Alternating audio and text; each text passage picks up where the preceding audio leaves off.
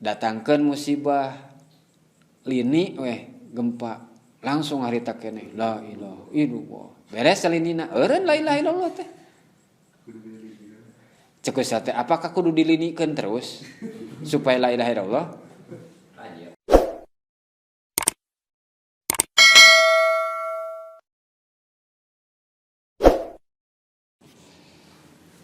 Bismillahirrahmanirrahim. Assalamualaikum warahmatullahi wabarakatuh.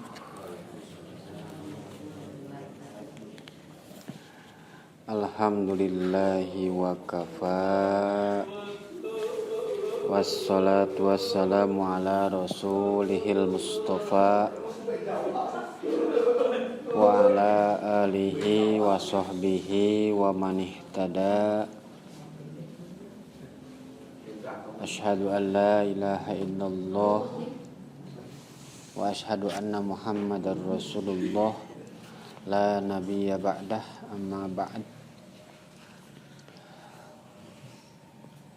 Faqad qala Allah ta'ala fil Qur'anil Karim wa huwa asdaqul qailin. A'udzu billahi minasy syaithanir rajim.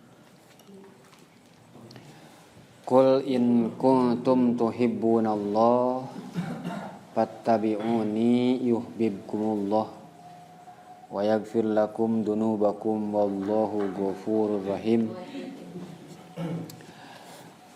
Wa qala aidan may yuti'illaha wa rasulah fa ulaika ma'al ladzina an'ama Allahu 'alaihim minan nabiyyin was-siddiqin was-syuhada'i was-sholihin wa hasuna ulaika rafiqa.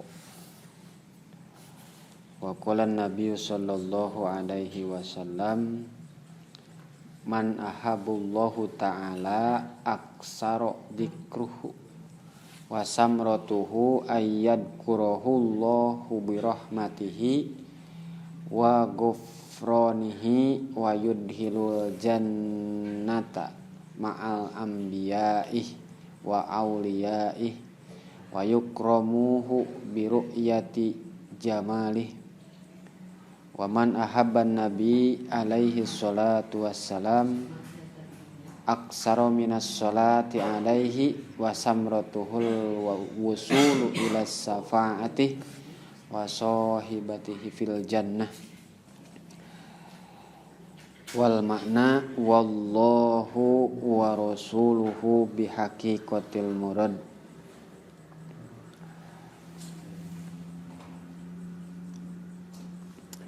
Alhamdulillah, puji syukur orang masih kini bisa kumpul ngariung neruskeun hanca kamari dina nyebutkeun bahwa teu saeutik cenah urang teh ngaku makrifat ka Gusti Allah tapi lakin akoma hakuhu ngadageun teu hak-hak na Gusti Allah dipertanyakeun gitu. Terus hubbur rasul mika cinta mika resep ka Kanjeng Rasul lakin tarikus sunnah tapi ninggalkeun kana sunnahna nu ditutur-tutur teh nyaeta merenan hawa nafsu jeung tatabi'us syahwat nuturkeun syahwat nuturkeun setan godaanana sehingga merenan ari kahayang maka surga tapi lengkahna ka jurang seuneu neraka embung ka neraka tapi gegepai hayang miluan gitu. Cek tadi teh mah cenah hayu ngaji kudu maneh we hungkul cenah gitu. Urang malah teu kudu miluan ngaji. Kahayang teh asup ka surga hayang ngan dipalabah digepayan ku ahli surga aramungeun gitu. Hayangna teh nuturkeun we ka jurang seuneu neraka. Maka hancanu ayeuna coba ngabuktikeun wa minha jeung sabagian sawareh tina sifatul qalbiyah masih kene sifat nu bangsana hate mana mahabbatullah subhanahu wa ta'ala wa mahabbatu kalamuhu wa mahabbatu rasuluhu terus wa mahabbatu sahabati wal ali wal ansor was solihin cinta ka Gusti Allah jeung kana kalamna cinta ka Kanjeng Rasul jeung nu disebutkeun sunnahna nuturkeun weh ka para sahabat keluargana ahli bait meureunna terus ansor solihin anu disebutkeun boga tahapan masing-masing tingkatan dina keimanan jeung amal-amalanana. Ditanya lamun heug sok mineng cinta teu cinta naon cenah ari ngaran cinta teh budak urang pasti meujeuna sebutkeun cinta teh oh cinta teh naon lope cenah cinta teh cinta teh lope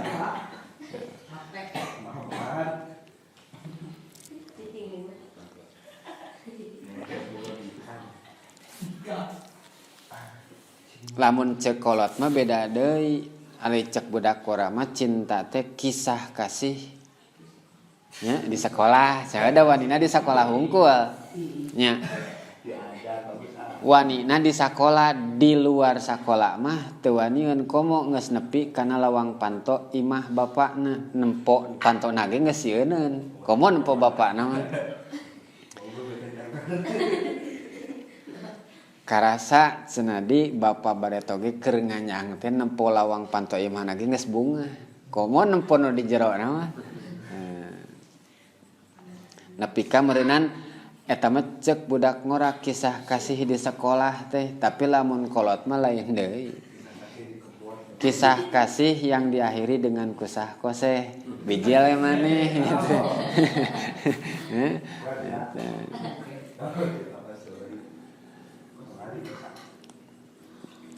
ma huwal hub cenah naon cenah ari ngaran hub teh cinta teh nyata mailun naon mailun teh condong jadi nu di pikiran nu dina aya dina hate teh kur eta-etana nu lain mah liwat lah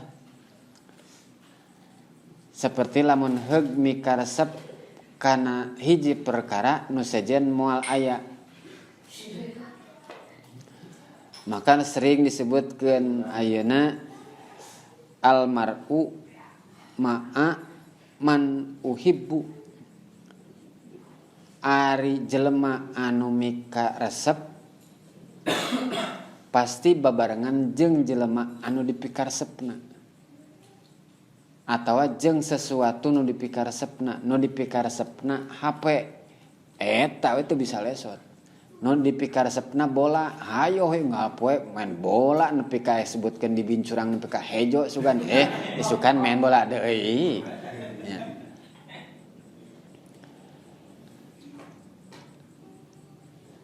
kumaha karesepna masing-masing da tiap jelema beda resepna ngan eta mah sekedar contoh hungkul komo budak ayeuna kanu leutik-leutik ka orok-orok geus boga karesep kana HP kusabab dina HP lain resep teh kana HP nah dina HP aya tontoneun lain tuntuneun aya tontoneun naon nempo video aya deui game lamun tuntuneun mah geus tara diudag nu bareto mah budak ayeuna teu wawuheun kana HP teh inungna we banter-banter uulinan teh boneka lamun awewe lamun lalaki dibere bola dibere mobilan nya teu boga-boga teuing nyieun geuninganan dina wadah dina rokok make ban sendal capit gitu kan cangkang jeruk segala rupa. Ayeuna pan lain deui zamana geus teu usum nu kitu teh cek budak ayeuna mah gitu. Ngan ayeuna lamun mingkin dia mingkin ngolotan, mingkin urang wauh di mana kekurangan urang, maka lamun heug ditanya Kanjeng Nabi ge ditaros dina ayat bahwasana dina masalah hub cinta ka Gusti Allah model kumaha nyata Allah ngandika bahwa kul in kuntum ucapkeun ku anjeun hei Muhammad cek Gusti Allah in kuntum lamun aya anjeun lapad in asup kana lapad kana ya. Aya nu lapad inna aya in lain deui aya inna ari inna masa nya-nyana innallaha ta sanya-nyana Gusti Allah ima in kuntum bimakna lamun in kuntum lamun aya anjeun tuhibbunallah mika cinta ka Gusti Allah kudu kumaha ari ngaran-ngaran cinta ngaku cinta pasti kudu butuh pengorbanan mustahil lamun mika cinta teu dikorbankeun banter-banter ngorbankeun pikiran karak ge tadi kapanggih geus dipikiran deui iraha kapanggih deui sehari tak bertemu seperti setahun tidak berjumpa cenah gitu. Makana ayeuna kumaha tah jawabanana fattabiuni tuturkeun kaula cek Gusti Allah teh. Lamun heug anjeun ngaku cinta ka kaula tuturkeun. Kumaha nuturkeunana? Nuturkeun Gusti Allah teh berarti meureunnan ati Allah taat kana parentahan nana nu diparentahkeun ku Gusti Allah masa eutik mana di waktu-waktu disebut teh taat eta keneh taat mah cek bahasa urang taat cek bahasa Arab taat mah di waktu-waktu seperti salat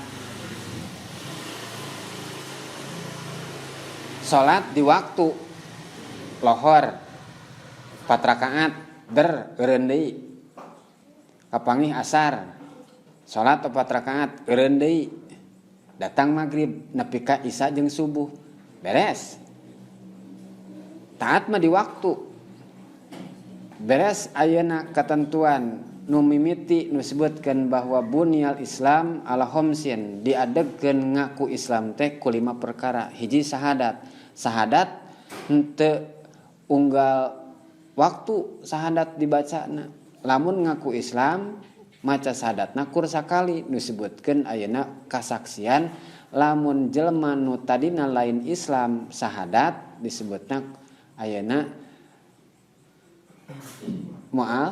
mualaf maca we sahadat harita keneh disaksian kulobaan lamun urang iraha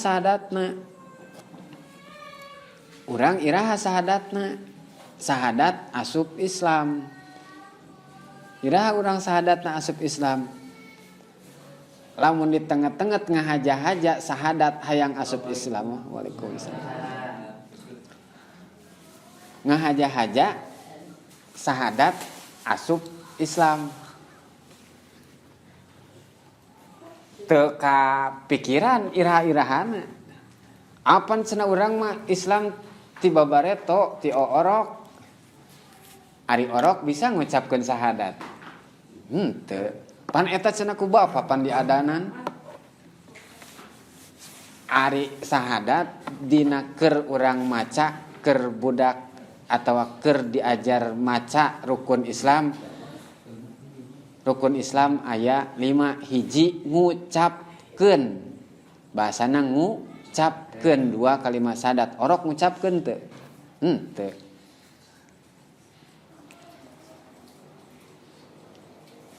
di pikiran weh iraha ngucapkeun sahadat asup Islam. Lamun rek di pikiran gitu lenyep-lenyep iraha urang ngucapkeun sahadat asup Islam. Sok sanajan ayeuna dina pelebah teu kudu di pikiran-pikiran teh sebenarnya da urang mah geus Islam dibawakeun bahwa ayeuna ti kolot urang Islam bahwa urang asup kana Islam diadanan Islam tuluy ayeuna miluan ngaji miluan salat Islam ngan lamun heug ditanya ke kuno sejen iraha anjeun ngucapkeun sahadat asup ka Islam mulik bek teu bisa nanya ngajawabna kumaha aya wae pan jelema teh nu si iseng teh gitu nanyana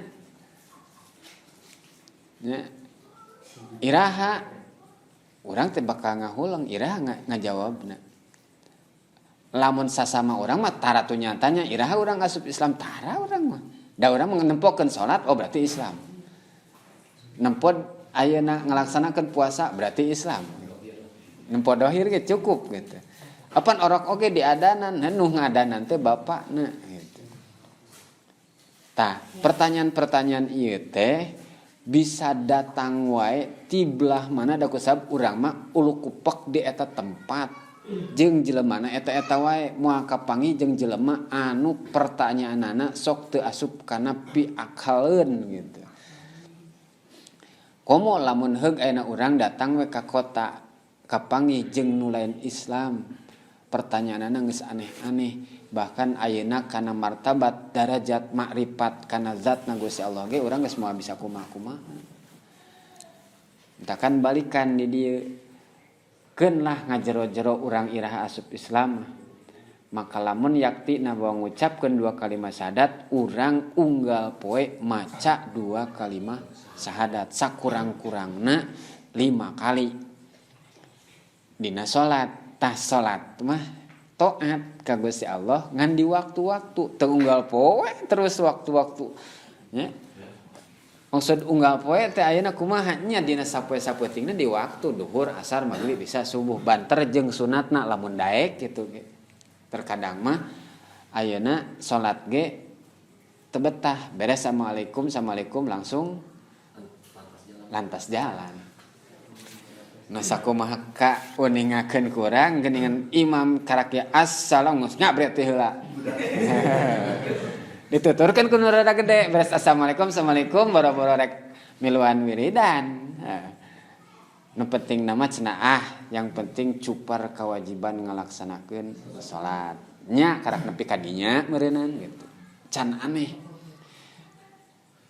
urang geus kolot kudu nepi ka kumaha salatna kudu manggihan salat nu dilaksanakeun teh nepi ka aneh sabab ayeuna nyebatkeun bahwa inna din bada'a goriban sanyanyana agama nu mana agama Islam anu diaku kudu fanatik memang benar-benar dina agama cek batur semua agama benarkeun lah eta mah batur urang mah kudu fanatikna kumaha memang cek Gusti Allah inna dina indallahil Islam agama mungguh Gusti Allah anu dirahmat mung Islamna maka dia inna dina sanyana agama Islam bada'a goriban dimimitian ku asing ku aneh ya terus ayeuna saberesna kitu wasayarji'u goriban engke oge bakal aneh deui bakal asing deui lamun heug jelema ayeuna dina palebah alladzina yasniuna ma afsadan nas nyeklan pageuh kana agama akidahna dina kaislaman dina waktu Islamna keur ruksak jalmana geus teu paruruguh maka ayeuna eta teh kudu bisa-bisaning maneh ayeuna milih antara kos nyekelan bara dicekelan panas dipurageun pareum arek terus we ngadegkeun pangajian tapi cek batur da so alim lah kos nu heueuh da can puguh dan lain sebagainya. Eta teh lil ibarat sarua bahwa aneh nempo budak nguarora ngararaji kewe ngaji manggeus kolot. Ayeuna mah mending keneh tenang-tenang, ulin, hura-hura, leuheung lamun kakolotnakeun masih keneh hirup. Dar da teu saeutik budak ngora bararangot gitu. Kolot can nepi maot heueuh gitu. Ibadah can ayaan. Tinggal we meureunana eta manarimakeun kumaha ayeuna zarhum. Cek dina ayat nu lain. Keun lah ari kitu mah antepkeun. Kulu wasrobu cenah ngeunah-ngeunah we barang dahar, nginum, ulin sajabana. Tinggal nungguan inna azabi lasyadid. Siksa kaula mah moal aya eureuna kepikeun jalma nu model kitu. Lamun heug ayeuna balik deui bahwa kul in kuntum lamun heug anjeun memang ngaku cinta ka kaula cek geus Allah teh fattabiuni tuturkeun. Ngaran nuturkeun berarti taat mah teu unggal waktu tapi beda jeung maksiat. Sok ngaji ti isuk nepi ka peuting teu henteu unggal poe teu ngajina henteu. Ayeuna meureunana mulai ngaji teh malam Senin ngaji Salasa pre heula di dieu mah ari bapak mah eueuh prena Salasa tetep ngaji ari barudak mah pre nah nu lain pre Salasa pre Rebo ngaji Kamis ngaji Jumaah pre deui da ari bapak ngaji deui teu anger gitu kan. Kapanggih deui Sabtu Minggu ngaji deui. Eureun dina palebah ngaji mah sabenerna satungtung can manggihan kana naon-naon anu pas dina palebah kabutuhan gitu. Tapi lamun maksiat mah eueuh eureun begitu ayeuna hudang sare taat apa maksiat hudang sare teh lamun heug taat berarti begitu muka reut panon ngabuka letah ngucapkeun hate kreteg bisnan alhamdulillahilladzi ahyana ba'da ma amatana wa ilaihin nusur.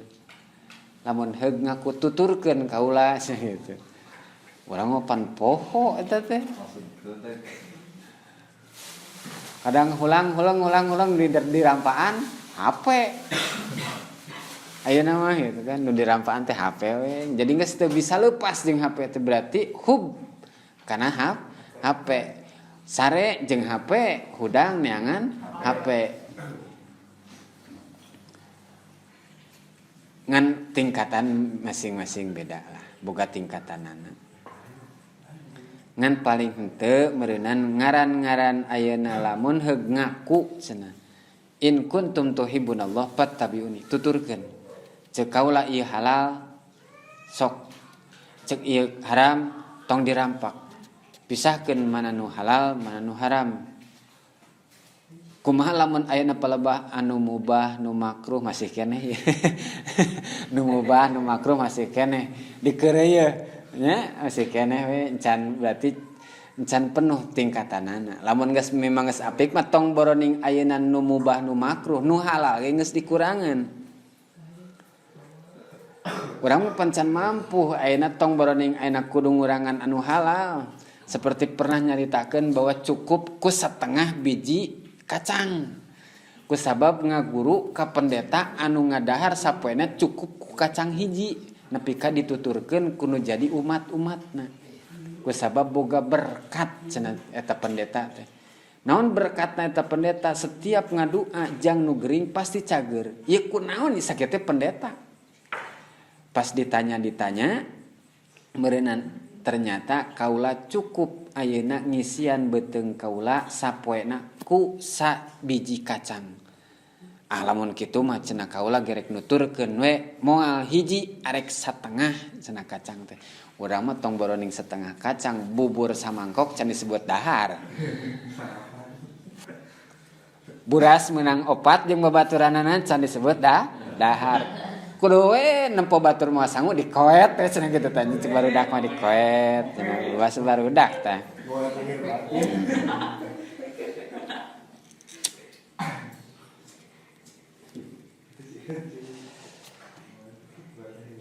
Tapi da Allah mah maha hampuraan, lautan hampurana. Ngan cenapa tabiuni yuhibbu lamun heug urang nuturkeun kana sakumaha cek Gusti Allah tong loba teuing carekeun maka yuhibbukumullah bakal dipika cinta anjeun kabeh ku Gusti Allah. Ngan kumaha urang masih kene jauh tina harapan Gusti Allah masih kene loba carekeun maka payaghfir lakum dunubakum. Allah masih kene ngabukakeun panto lawang hampura satungtung urangna daek tobat. Tobatna urang seperti kumaha? Urang mah pan geuninganan kitu deui salat, maksiat deui, beres salat, maksiat deui. Jadi dina palebah maksiat jeung taat, tobat keneh maksiat. Lamun rek ditimbang-timbang geus lain timbangeun. Maksiat mah teu di waktu-waktu. Teu kahalangan ayeuna ku ruangan teu dibatasi ku waktu iraha wae bisa maksiat. Ngan kahalangan teh kadang lamun keur loba batur sok rada kapindingan. Kadang aya batur geus teu eraeun ngalakukeun maksiat terang-terangan. Ari urang mah dibahasakeunana maksiat tobat, maksiat tobat, maksiat tobat ayo. Hari kitu mah ngaluluconkeun meureunnan, lain ngaluluconkeun sabab iman urang can kuat. Kadang yazid keur naik miluan ngaji miluan salat berjamaah. Kadang puasa pelebah ramena puasa cenah ayeuna puasa Tasu'a, puasa Asyura miluan, keur embung-embung. Kan kitu urang. Aya yazid wayankus keur naik keur henteu. Bahkan sakuma dibukakeun panto lawang majlis jeung panto masjid anger we. Da taufik hidayah datang ti Gusti Allah di kumaha-kumaha ge hese gitu. Kadang nama speaker tarik diajakan ku baturna aya ngan da ku sabab ayeuna dina hatena teu kabere cahaya nur ti Gusti Allah nu disebutkeun taufik jeung hidayah poek we. Teu katempo make GPS ge hese. Teu kapanggih padahal mah eta majelis teh gitu. Eta mushola teh teu kapanggih we. Eueuh dina Google Map teh gitu. Ngan lamun heug ayeuna dina pelebah nuturkeun kacintaan ka Gusti Allah berarti urang kudu apal heula dina sifat persifatanana. Terus ayeuna af'al fidzatna ngan urang tong ngoreh-ngoreh teuing kamari mah meureunan dina sifat wujud wala tatafakkaru fi dzatillah lakin natafakkaru fi khalqillah. Tong dipikiran datna Gusti Allah mah tapi pikiran mah cukup we ciptaan nana.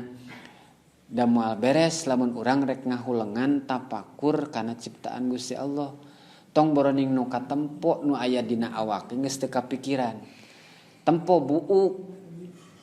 Hiji weh buuk. Ari buuk teh nyieunna tina naon? Aya nu jocong wae, aya nu lemes wae, aya nu galing wae.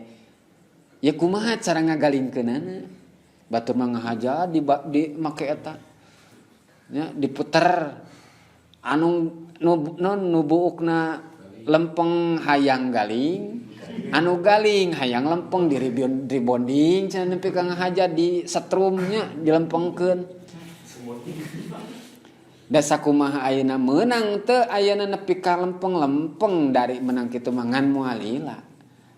Da meunang nyeting Gusti Allah si ieu bukna kudu kieu disaruakeun jeung kabutuhanana kumaha genetik indung bapakna. Tah kitu we tuturkeun. Di kumaha rek dilempeng-lempeng ke isukan pageto galing deui we. Lamun ayeuna nu jocong hayang galing gampang. Basuhan buukna tengah poe syarat ya. Begitu dikucuprak nya basuhan lamun anu jocong atau anu lemas buukna hayang galing gampang. Basuhan buukna moyan we tah jam 11 teh. Begitu ayeuna geus eumel-eumel tanya kana suing garing teu galing cenah pasti. Ya, karena cadel gitu, karena sing garing teu garing. Oh, berarti geus galing cenah gitu. Nah. Teu kudu indit ka salon. Nu jocong, nu lemes buukna tinggal basuhan, moyan. Tanya we kana suing atawa kana cadel, garing teu galing cenah. Tah.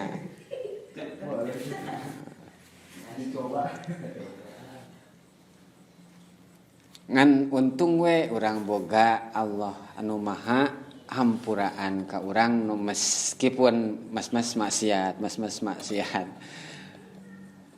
Allah masih kene mukakeun lawang panghampurana gitu. Mentakan ditungtungan dina ge dina ayatna ge qul in kuntum tuhibbunallah fattabi'uni yuhibbukumullah wa yaghfir lakum dunubakum kan gitu. Wa bakal ngahampura Allah kana dosa urang. Wallahu ghafurur rahim. Allah mikana teh mikanya kanu jadi umatna satungtung eta can nepi roh nepi ka genggerongan dibukakeun lawang panto tobatna. Bisi arek tobat sok dibukakeun keneh asal batas eta ruh nepi ka dada geus nepi kana tikoro mah geus eueuh deui. Kemarin kemana aja kitu bisa kitukeun. Ya.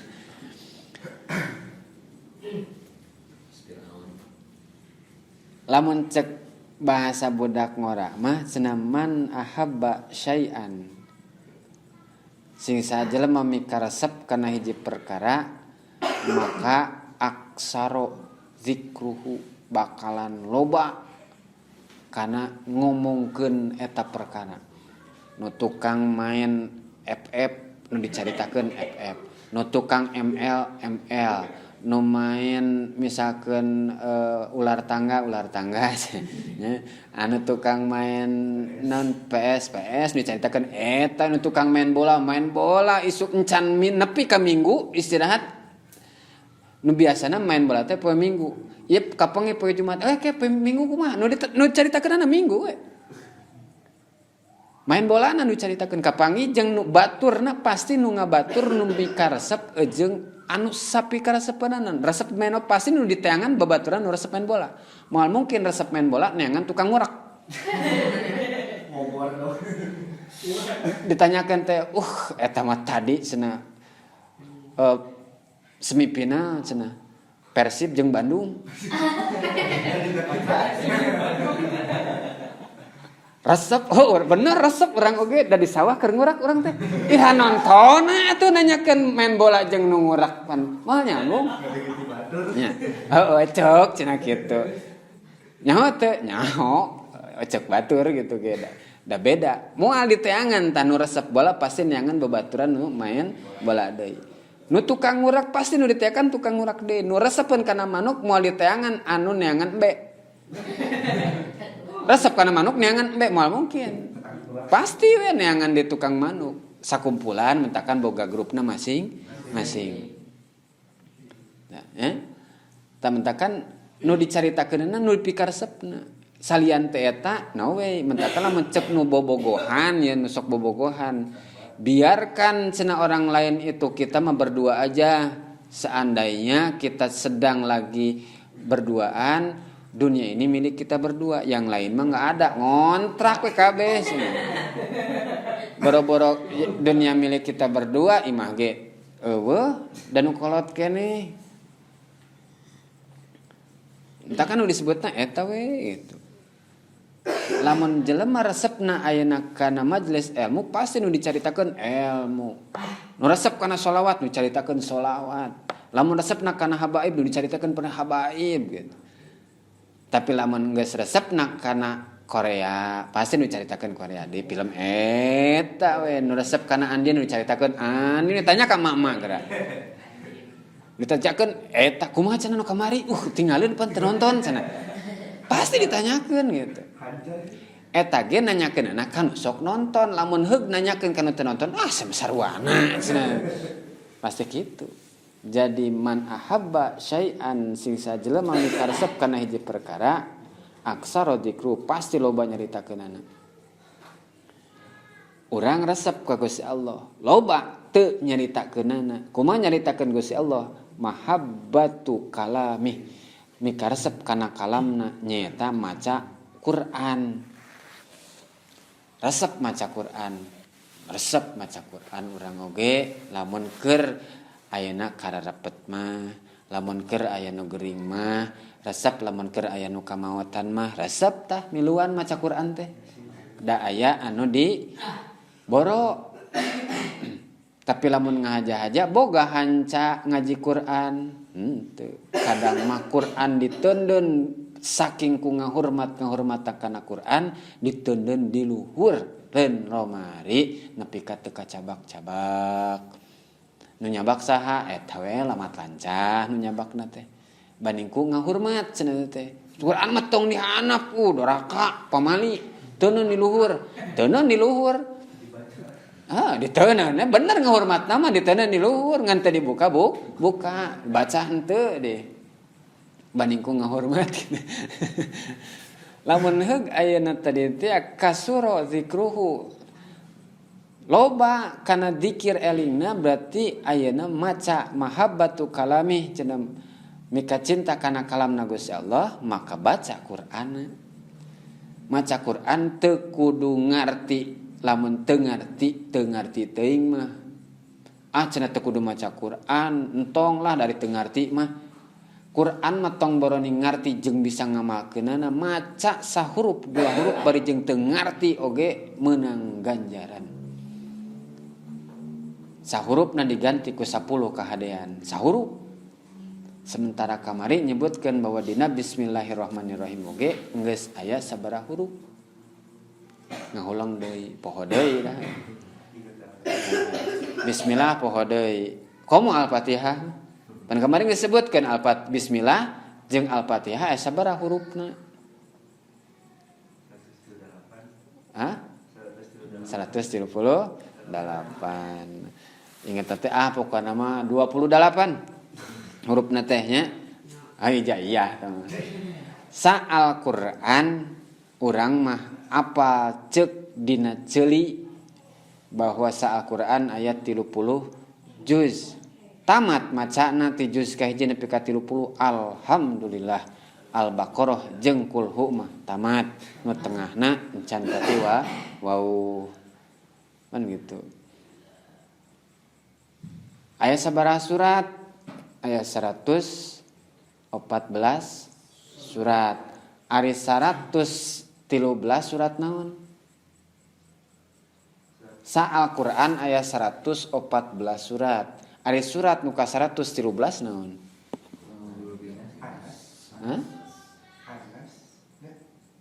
Anas mah 114 tuh nya geus keclok deui wae. Alfalak ngahulang heula. Sakitu teh surat anu panungtungan. Anas 114, Al-Falaq 113, ari Kulhu aya surat Kulhu. Al-Ikhlas aya ge eueuh surat Kulhu mah. Nya. Aya ge surat Al-Ikhlas ayat 112. Tong namahan teuing mah jadi 115. Kita dibatasna ge 114. 112. Ari surat anu ka-78 naon? Eta pokona mah. Teh nyaho deui nya. Eta pokona mah itu. Keun lah surat 114. Terus ayatna aya cenah engko mahabbatul kalami lamun apal kana Al-Qur'an berarti kudu apa cuk-curukanana. Tong boroning ayeuna kudu maca nepi ka tamat ti mimiti nepi ka beres nepi ka ayeuna jelema ngahaja kudu bisa hafad hafal Quran 30 juz gitu. Nepi ka dikorehan jeung artina letakna nepi ka sabaraha eta khusus pikeun jalma nu kitu mah. Urang mah ieu sa Al-Qur'an ayatna tadi sabaraha hiji? Ayatna tadi mah surat.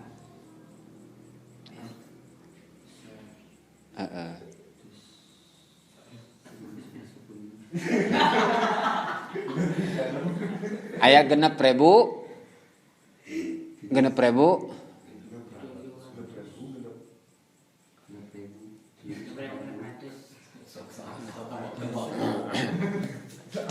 coba sabaraha 6.000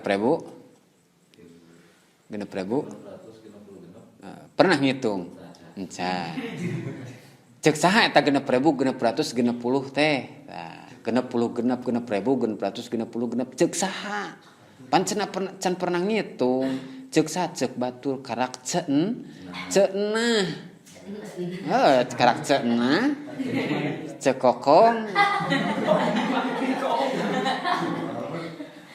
aya nu nyebutkeun 6.660 ayat, aya nu nyebutkeun 6.323, aya nu nyebutkeun kumaha eta dina ngitung dina bag-bagan bahwa aya ayat anu kasebutkeun sa ayat dilempengkeun aya nu dibagi dua. Aya deui ayeuna aya nu ayat makkiyah illa cenah lamun ngaji dina tafsir di luhur sok aya disebutkeun aya surat makkiyah misalkan surat anu 78 ayat kecuali ayat anu eta dibagikeun eta teh dibagi-bagi antara kadang aya nu dihijikeun sa ayat aya nu dibagi eta. Jadi dina kisaran urang nyokot nu mana nu galib ceunah 6.660 genep bari can pernah ngitung oge gitu. Dalam heug ngitung teh ayat 3 kieu nya eta teh dina jumlah ayatna sabaraha kalimatna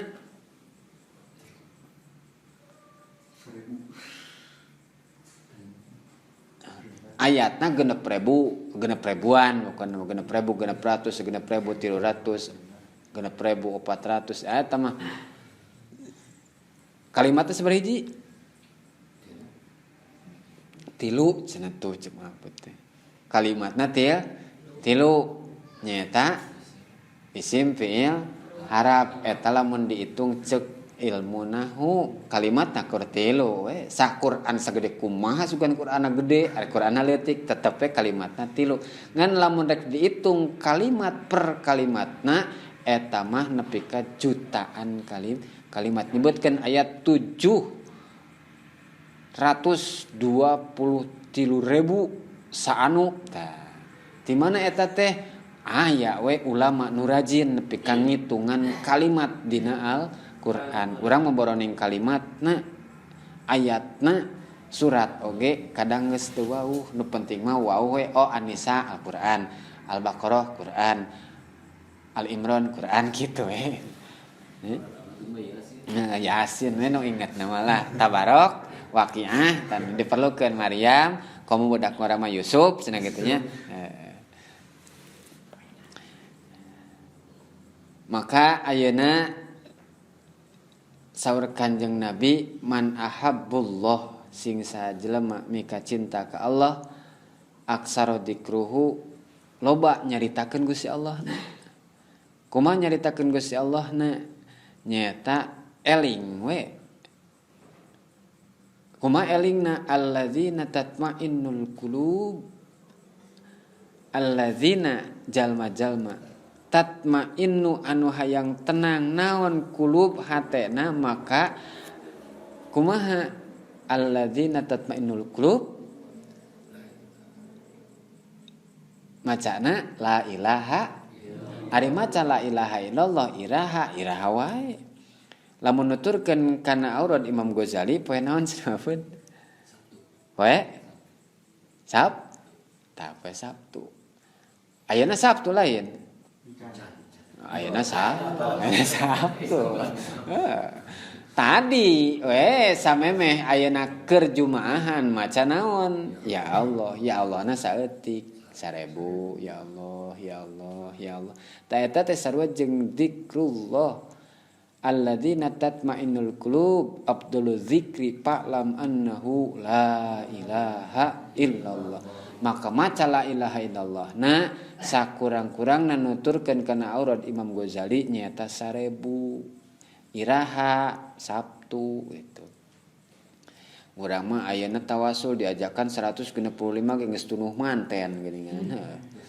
Ngemplat lila teuing cenah ieu maca la ilaha illallah pada mah 165 geus dicaritakeun tah wasilah aya angka 165 teh kamari ieu. Maka wasamrotuhu jeung ari buahna tina mika cinta eling maca wae jenengan Gusti Allah, maka ayat kurohu, maka Allah bakal eling bakal inget ka urang birahmatihi wa gufronihi. Allah bakal ngadeuketan ka urang kalawan rahmat jeung panghampura. Cek bimbo mah engkau dekat aku dekat ngajauh we Allah ngajauh deui. Mentakan lamun keur ayeuna urang dina kaayaan kararepet kamusibahan lolobana ingat ka Gusti Allah. Kamusibahan mah ingat gering ingat ka Gusti Allah. Hayang cager teh. Keur kamusibahan hayang beres musibahna. Keur diuji hayang buru-buru beres diujina. Mentakan loba dikir ka Gusti Allah. Beres we geringna jadi cager poho deui dikirna teh. Sibuk deui ku gawe, sibuk deui ku ulin, sibuk deui ku nuturkeun ka hayang gitu kan. Datangkeun musibah lini we gempa langsung harita keneh la ilaha illallah. Beres salinina eureun la ilaha illallah teh. Cek teh apakah kudu dilinikeun terus supaya la ilaha illallah? Derajat urang kabeh gitu.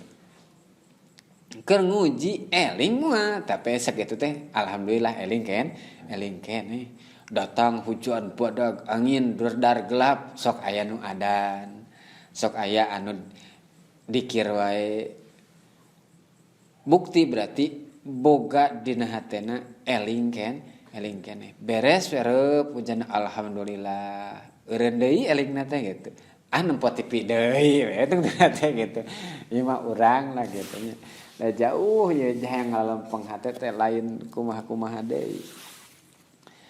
Jadi wasamrotuhu lamun heug buahna tina mika cinta ka Gusti Allah maka Allah bakal ngadeuketan ka urang kalawan rahmat. Lamun geus dirahmat radhiyallahu anhum maradu'an. Seperti ayeuna Kanjeng Nabi geus deukeut jeung Gusti Allah naon wae dibikeun atuh. Dan geus teu butuh ka sasaha maka dina hatena Kanjeng Nabi geus dipisahkeun mana dunia mana Gusti Allah. Urang mah hatena geus pinuh teuing ku dunia jadi heureun. Cek Gusti Allah al-qalbu ari hate eta teh jeunan kaula tempat eling ka kaula tong loba teuing diasupan teuing dunia. Lamun diasupan teuing dunia heureun maneh ayeuna bakal poho ka kaula. Ayeuna boga kahayang mobil asupkeun kana hate. Pamajikan hayang kulkas asupkeun kana hate. Budak hayang HP nu anyar asupkeun kana hate. Pasea jeung tatangga asupkeun kana hate. Dagangan teu laku asupkeun kana hate. Mungkinan heureun. Legana hate sagede kumaha? Kabutuh jeung kahayang loba. Asup-asupkeun kana hate. Nya, kan gitu. Mentakan ayeuna Kanjeng Nabi sabaraha kali dibedah naon dibedah kolbuna 3 kali dibedah kolbuna kusaha ku malaikat Jibril mimiti keur murang kalih keneh Kanjeng Nabi nuju keur aya di Bani Sa'ad arita meureunnan keur diasuh ku Halimatus Sa'diyah entah disebutkeun Bani Sa'ad keur ameng nyarira jeung di Nabi mah amengna tara sarua jeung sabatur ulina nu batur mah ulin main gatrik main kaleci Nabi mah henteu. Keur amang kadongkapan jalmi cawar Ibrahim tu cenah Muhammad dibawa ku jelema diculik cenah bahasana teh gitu. Terus meren Ibrahim weh deui bebeja kanu jadi ibuna Kanjeng Nabi Muhammad dicandak ku malaikat Jibril. Sakawa nyebatkeun malaikat na tiluan.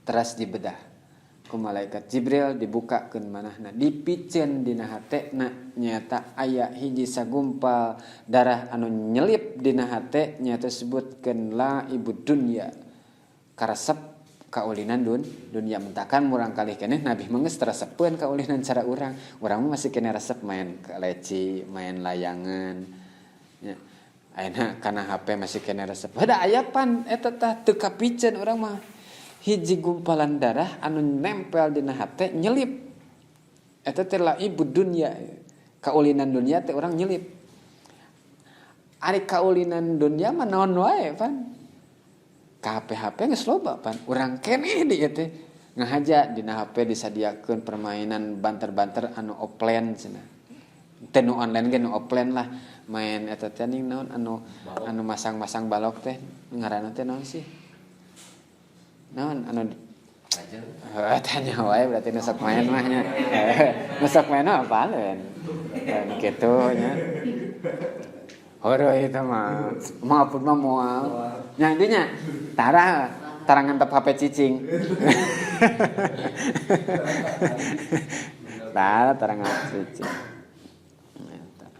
pan eta tah hiji keur murang kali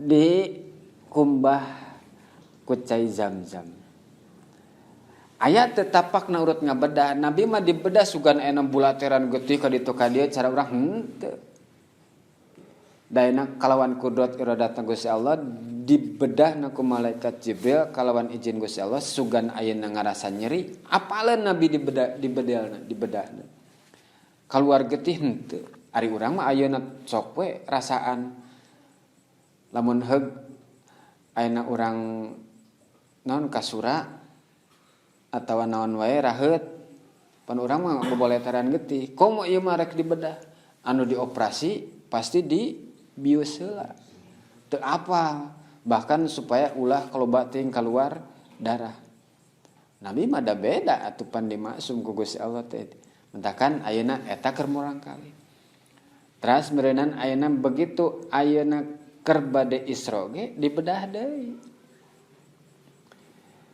sabab ayeuna pelebah ayeuna keur Isra ge godaan mimiti ayeuna antara malaikat Jibril nyebatkeun keur ayeuna singgah disadiakeun ayeuna ku malaikat Jibril teh antara cai arak jeung cai susu bahkan sakil nyebatkeun aya 3 gelas nu hiji cai herang Kanjeng Nabi milih kana cai susu sanes kana arak lamun heug kana arak pasti umatna nuturkeun tukang ngararinum cacak ayeuna Kanjeng Nabi teu nyontohan oge raresepeun kana arak teh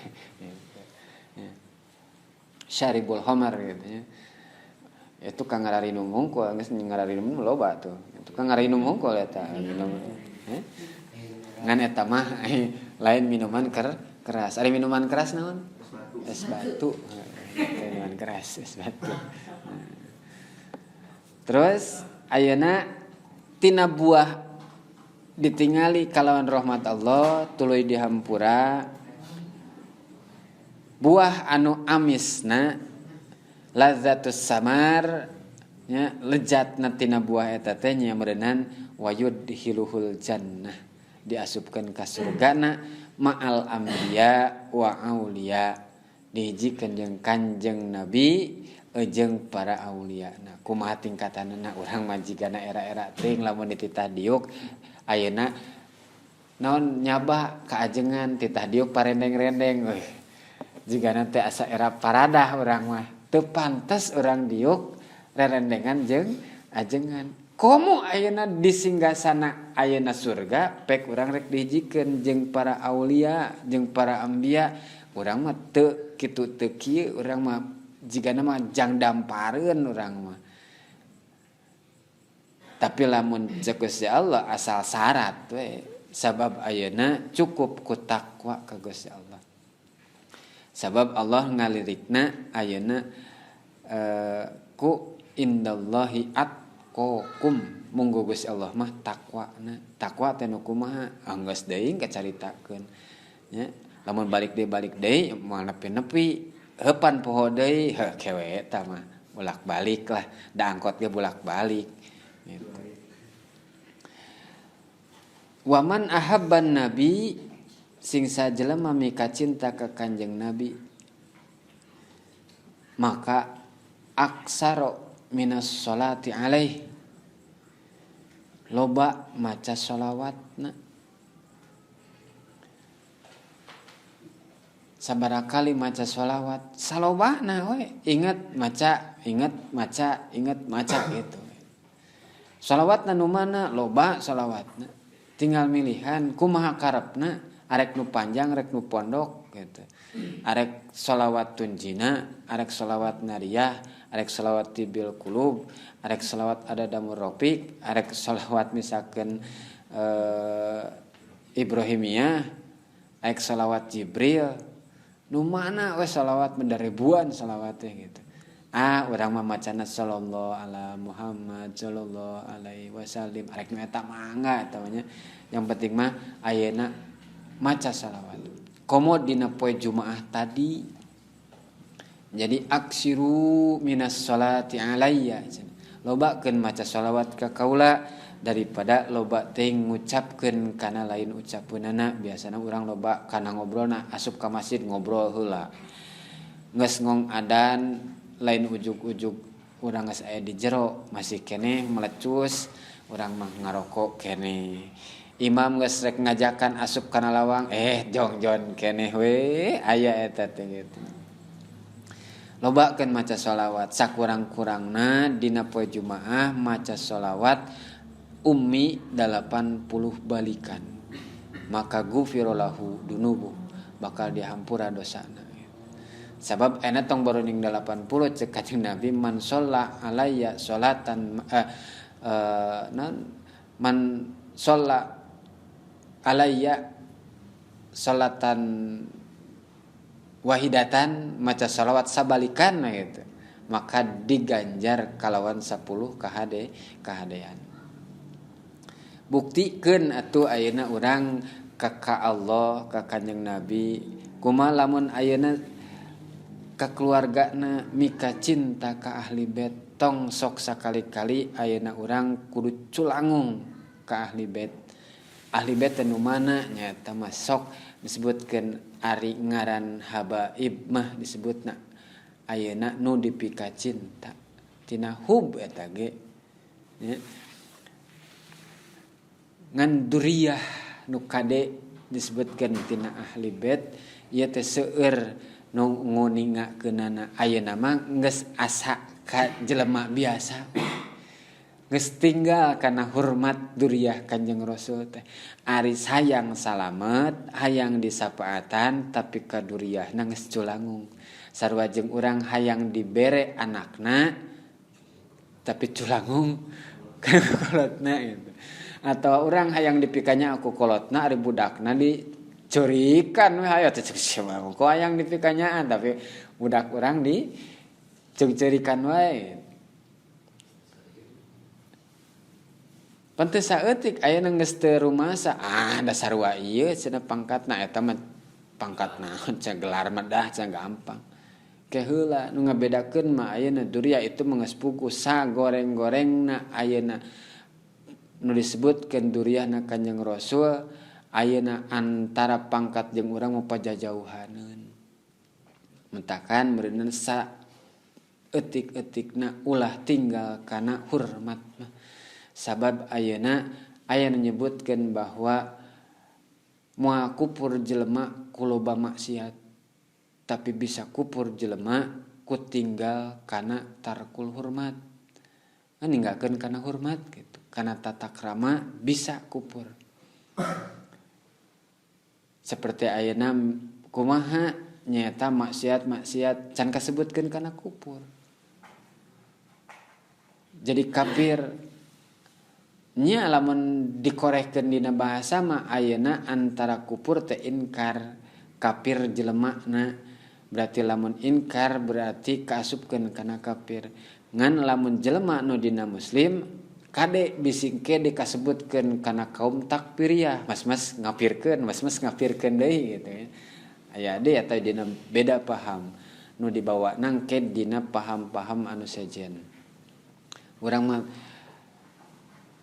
raksa we dina bahasa ngapirkeun anu sasama muslim sabab Malik di mana ngapirkeun ka jalma nu muslim ka jalma nu mukmin lapad kafirna balik deui kana nyarita gitu.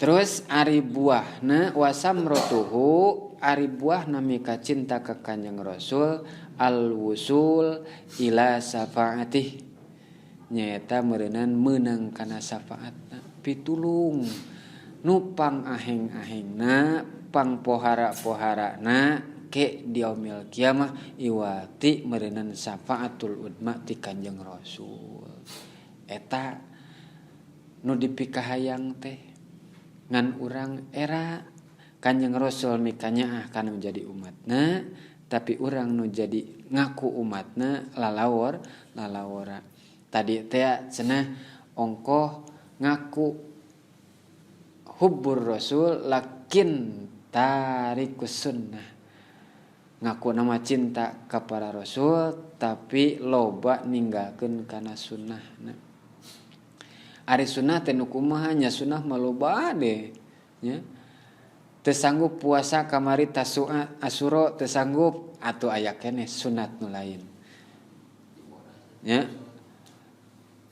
cicing di majlis maca hasbiyallah wa ni'mal wakil 70 balikan dina poe kamari salian teh eta ngaguntingan kuku atuh diguntingan kuku kamari tanggal 10 henteu dianger we rarideung kuku teh nya eta ngaguntingan kuku ge sunnah rasul disebutkeun dina poean Asyura guntingan henteu cenah poe Asyura atuh memeh Jumaah tadi henteu di ayeuna ge masih keneh kitu isukan atuh ngaguntingan kuku ulah nepi ka kukuna paranjang bari hari teu anteu ngaguntingan kuku wae nyaeta nyabutan bulu kelek ge sunah keneh banding ku gampang-gampangna cabutan bulu kelek nu boga mah eta no mantong cabutan bulu kelek eta teh sunah keneh atuh boga bulu kelek piara atuh jangot boga cenah 2 lamar mah eta ge sunah 2 ge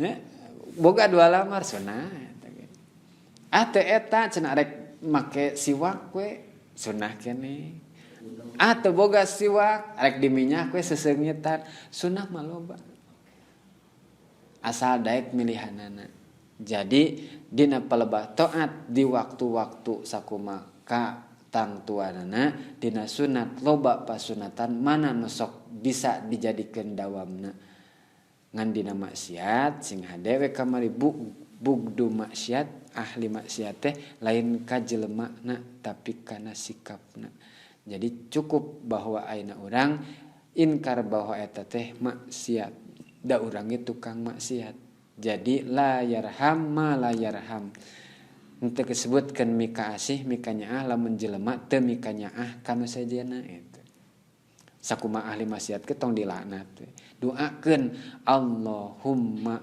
tub alaih Gusti paparinan tobat buru-buru ka eta jalma anu tukang maksiat Allahumma arhamhu Gusti paparinan rahmat pika asih ka eta jelema anu ahli maksiat sangkan bisa daraek tobat gitu da urang ge can puguh dina palebah salamet jeung henteuna sabab ayeuna ulah miheulaan kudrat iradatna Gusti Allah dina palebah ngalaknat simapin arakaeun ke heula cantang tuh sabab ayeuna yu'addibu liman yasha wa yaghfiru liman yasha aku mah Allah eta tok sanajan ngaku-ngaku ahli maksiat tapi ayeuna seperti ayeuna pernah geninganan harita kacaritakeun Kanjeng eta Tuan Syekh ngaliwat jeung muridna ditanya ku jelema tukang ahli maksiat, ahli nginum. Seh, anjeun teh jalma mulia. Naon kitu cenah ieu cenah aya rek tanyakeun kira-kira ayeuna kaula tukang mabok, tukang maksiat, aya teu kesempatan ajang tobat? Aya. Terus lamun kaula tobat diterima ku Gusti Allah, insyaallah diterima. Terus akhirnya ke pertanyaan kedua, anjeun ahli taat, bisa teu jadi ahli maksiat? Harita keneh langsung nangis. Sabab ayeuna dina palebah ahli maksiat jeung ahli taat, taufik jeung hidayah datang ti Gusti Allah. Bisi ayeuna urang kacaritakeun ku godaan ti setan, rayuan hawa nafsu saperti Imamul Barsisoh eta ahli taat. Ibadahna model kumaha Imam Barsisoh? Urang mah teu satai kukueun cara Imam Barsisoh. Muridna ribuan, ibadahna getot tapi kumaha maotna naudzubillah summa naudzubillah. Sabab ayeuna kacaritakeunana maot ku sabab 3 perkara. Minum, merkosa, ngajinahan, terus maihan gitu. Pangkal pertamana al-khamru, nginum. Beres nginum, merkosa. Sieun kanyahoan era akhirna dibunuh. Mutakan al-khamru rijsun. Ari arak teh minuman keras teh rijsun, najis gitu. Lamun heug eta diinum maka urang bakal deukeut jeung perilaku nu disebutkeun setan teh. Bisi panjang teuing ditutup ayeuna kisah anu disebatkeun Imam Hasan Basri kantos kauningakeun milarian kuburan, terus eta kuburan teh digali. Begitu manggih tangkorak diangkat, terus eta dina sirah tangkorak teh diangkatkeun. Imam Hasan Basri nyepengan tongkat, tuluy eta si tongkat ditojoskeun kana tangkorak eta sirah. Lamun tembus eta tongkat tina ceulina nepi kana ceuli, tina liang ceuli kana ceuli ditojoskeun eta si tongkat, maka eta si tangkorak eta tulang teh dibalangkeun. Neangan deui lamun kapanggih ayat tangkorak ayeuna begitu ditojoskeun ku tongkatna teu bisa tembus-tembus acan, teu as dibalangkeun deui. Teras neangan deui. Begitu manggihan nu katiluna nyaeta begitu ditojoskeun eta tongkat kana tangkorak celeb satengah tembus tina ceuli nu belah katuhu nyelap dina tengah-tengah bagian otak. Nu eta dicandak, dicium, disimpen deui disampurnakeun. Yen nandakeun 3 karakter jalma. Kira-kira urang kaasup nu mana? Bisa kabayangkeun teu nu tadi tah tangkorak nu hiji tembus ditojos ku tongkat ti katuhu nepi ka kenca. Nu hiji teu neurak ngagical we. Nu katiluna tembus kur setengah nepi kana pelebahan otakna. Eta mah nu 2 dibalangkeun, nu hiji dicium, disampurnakeun, dihormat. Mana pi maknaeunana nyaeta saur Imam Hasan nyebatkeun anu ditojoskeun ieu tongkat tina lawang ceuli katuhu nepi ka lawang ceuli kenca ku kaula dibalangkeun sarua jeung jelema nu narima kana nasihat asup kana ceuli katuhu kaluar kana ceuli kenca maka dibalangkeun kana seuneu neraka sarua jeung jelema bahwa al ilmu bila amal aya ilmu nama ngan teu amal cek peribahasa mah al ilmu bila amal kasajar bila samar okos tangkal buahan kur ngabalaan hungkul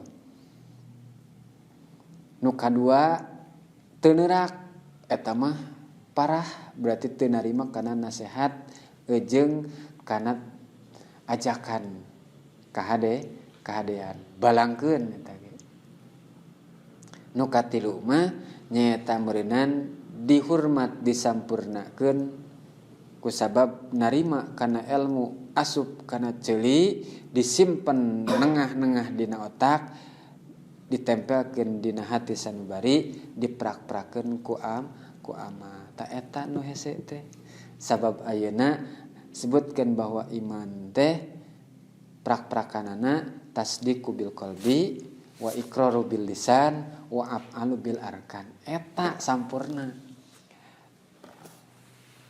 ditambah we meureunan ku ihsan maka annaka taro saumpama anjeun ibadah teh keur nempo ka kaula atawa teu nempo oge seolah-olah anjeun ngerasa diperhatikeun urang mah kadang teu nepi ka dinya dina ihsan mah ka annaka taro fa ilam taro lamun urang teu bisa nempo ka Gusti Allah mah merhatikan ka urang gitu. Mencit hayam teh eta budak santi titah mencit hayam cenah teu bisa anu sesana mending dipararencit digeset jadi dipencitna aya deui nyaritakeun titah nyumputkeun kaleci nu tiluan mah kasumputkeun hiji mah dibikeun deui gitu loh eta mah carita nya ta ieu sebagai penutup bisi penting teuing pan karunya juara rauh itu orang salah jame itu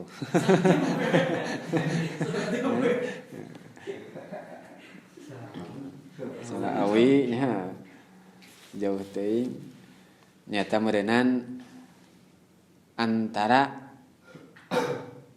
sifat qalbiyah anu katuturkeun wa minha mahabbatullah wa mahabbatu kalami wa mahabbatur rasul terus meureunan wa mahabbatus sahabah wal ali wal ansor was solihin lamun ka para solihin mah meureunan ku sabab boga amal-amal nu soleh lamun ka keluarga berarti ku sabab duriyahna urang teu bisa kumaha geus puguh da ari amal soleh mah duriyah mah keur maduriyahna nya amal solehna ari sahabat geus disebut ashabi kan nujum sakitu tak dituturkeun deui bahwa teu cukup kumika cinta ka kaula nuturkeun kana sunnah-sunnah kaula tuturkeun oge sunnah-sunnah para khulafaur rasyidin kumaha cenah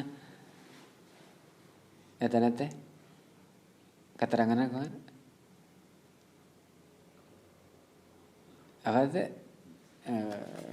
alaikum bisunnati wa sunnati khulafaur rasyidin tuturkeun sunnah kaula oge tuturkeun sunnah khulafaur rasyidin sabab ayeuna khulafaur rasyidin dijadikeun khairul qurni nu kurun pertama nu panghade-hadena nyata kurun sahabat nu opat tah lamun heug we aya hiji kaum jelema geus tempi karesep kana hiji dina antara nu opat berarti kaluar tina akidah anu sakumaha cek ahlus sunnah wal jamaah urang mah opatanana kamari disebutkan bahwa Abu Bakar As-Siddiq eta mertua Kanjeng Rasul oge sahabat kebijaksanaanana begitu pohara ayeuna Umar oge mertua Kanjeng Rasul oge sahabat kagagahanana eleh singa padang pasir nya moal aya nu nandingan terus meureunan Utsman sahabat keneh menjadi minantu gitu. Terus Sayyidina Ali keur mah alo oge minantu. Iya lamun heug we ngaku resep ka Kanjeng Rasul karena sunnah Rasul tapi mika ijid ka salah sahiji tina sahabat nu opat eta sarua jeung ayeuna nyacad ka kaula cenah kitu. Sok we wani-wani cenah ayeuna ngagebreg-gebreg anu opat sarua jeung teu ngahormat ka kaula. Mentakan tetep pikeun urang anu boga akidah Ahlus Sunnah wal Jamaah sahabat anu opat ieu tetep ku urang diagungkeun bahwa ieu jalma khairul qurni jalma anu saroleh yakti ieu jalma anu bakal meunang syafaat ti Kanjeng Rasul urang macan puguh jeung deui urang teu bisa ujug-ujug ka para sahabat nu opat kudu ka saheula nya para tuturkeun deui teu kahandap deui nya tabiin ka tabiin urang teu nyanggupan ka itba tabiin teu keneh deui ka para siddiqin terus deui ka para sholihin para ulama urang mah ka guru we nu aya urang mah tak diem nuturkeun sugan atuh jeung sugan guru salamet ayeuna urang bisa nuturkeun di tukang milu tina banderana ngan ayeuna lamun di jeroan deui saeutik nya urang teh oko cinta cenah aya hiji sahabat anu ngaku bahwa kacintaanana teu aya deui masyaallah teu aya deui salian Gusti Allah tapi diuji ku Gusti Allah dipaparinan murang kali anak lah katanya dibere anak tuluy eta si hatena teh ngabagi dua si anak oge dipika cinta dipika resep ku sabab nu dipika hayang teh boga anak teh tuluy dina pangimpenanana datang hiji malaikat bahwa dina eta riungan jalma nu bawa bendera kasalamatan anjeunna dikaluarkeun tina golongan tina nu mawa bendera kasalamatan nu diasupkeun ka surga dikaluarkeun nah cenah kaula dikaluarkeun tina bendera eta pan kaula teh hubullah hubur rasul eta cenah geuningan pikiran we ku anjeun ayeuna hate anjeun geus kabagi dua ongko cenah masih wallah tapi anjeun ayeuna geus katutup sabagian ku kacintaan anjeun kudu jadi anak anjeun begitu ayeuna korejat truas dikeluarkeun tina kasalamatan Gusti sakira-kira lamun heug jadi madarat cenah ieu anak anu dipika resep dipikanya aku kaula kumaha carana supaya sangkan kaula balik deui jadi meureunnan hayang balik deui kana golongan eta maka ti luar aya nu ngajerit ternyata budakna rag tuluy mah maot naon diucapkeunana inna lillah wa inna ilaihi rajiun alhamdulillah masyaallah urang mah bisa teu kitu budak maot nyebutkeun alhamdulillah kojotan sieun urang mah nya tong boroning budak maot karak budak ti dagor oge urang geus kumaha budak dek di pasantrenkeun urang geus satengah hate narimakeun teu narimakeun teh kan kitu nya pada mah ieu lamun geus masyaallah urang mah boro-boro masyaallah dunia unggulna teh itu nya merasa etik-etik lah dina waktu tertentu urang isikeun bahwa keur tatmainul qulub nenangkeun kana hate iwati balik deui ka Gusti Allah nya temeureunnan tadi teh urang dina palebah li taqarrub balik deui ka Gusti Allah kalawan tadarru tawaddu ka Gusti Allah maka man tawaddu'a ilallah sing sajelema tawaddu rendahkeun diri ka Gusti Allah maka rafa'ahullah Allah bakal ninggikeun derajat ulah sok culangung dina keur ayeuna ongkoh ngaku-ngaku hayang deukeut ka Gusti Allah tapi culangung gitu. Kumaha ayeuna culangungna mun bisa mah ayeuna urang masih kena sebutkeun culangung sabab henteu bihuduril qalbi. Teu hadir hate teh Allah la ilaha illallah tetep ieu nama la ilaha illallah ngan hatena mah urang masih kena kokolayangan ka mana-mana. Lamun cek kaum sufi mah eta teh lah kamu pendusta cenah gitu. Kamu dusta. Cuman omongan doang cenah. Hatena mah eueuhan kosong cenah cek ahli sufi mah. Kamu dusta. Urang teh masih kena kasupkeun kitu.